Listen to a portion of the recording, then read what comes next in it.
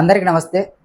నిన్న కర్నూల్లో super GST super savings అనే కార్యక్రమంలో ప్రధానమంత్రి నరేంద్ర మోదీ గారు ముఖ్య అతిథిగా ఆ కార్యక్రమానికి హాజరు కావడం జరిగింది. సో అలాగే ఆ కార్యక్రమానికి నరేంద్ర మోదీ గారు సభా ప్రాంగణంలోకి వచ్చిన వెంటనే ప్రధానమంత్రి నరేంద్ర మోదీ గారికి ముఖ్యమంత్రి నారా చంద్రబాబు నాయుడు గారు, ఉప ముఖ్యమంత్రి పవన్ కళ్యాణ్ గారు ఇద్దరు కలిసి ప్రధానమంత్రి నరేంద్ర మోదీ గారికి ఆయనకు సాల్వాతో సన్మానం చేశారు. అదేవిధంగా ప్రధానమంత్రి గారికి బుక్కేలు ఇచ్చారు. ప్రధానమంత్రితో పాటు పవన్ కళ్యాణ్ గారు, చంద్రబాబు నాయుడు గారు సన్మానం చేసిన తర్వాత పవన్ కళ్యాణ్ గారిని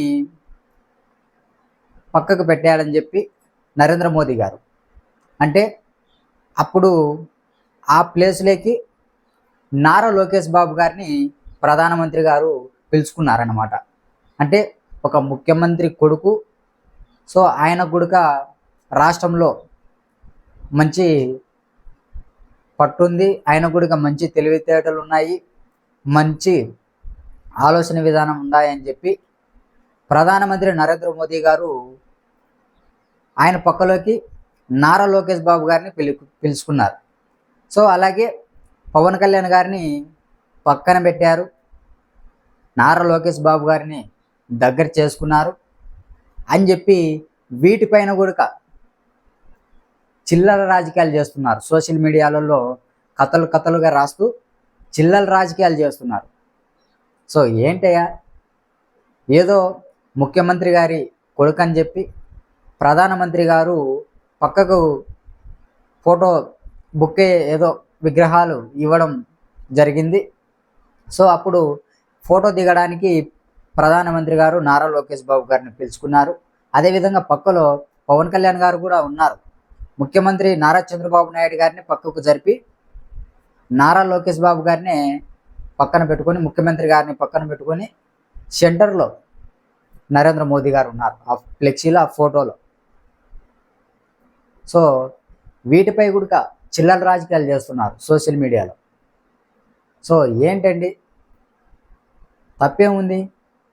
ఒక ముఖ్యమంత్రి గారి కొడుకు కాబట్టి ఆయన పిలుచుకొని ఫోటో దిగారు, తప్పేంటి?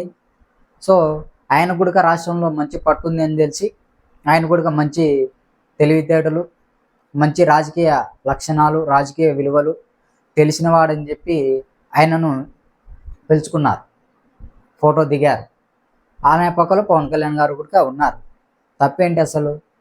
సో వీటిపైన చిల్లర రాజకీయాలు చేయొద్దని కూడా నేను మనవి చేస్తున్న సోషల్ మీడియా అధికారులందరికీ కూడా.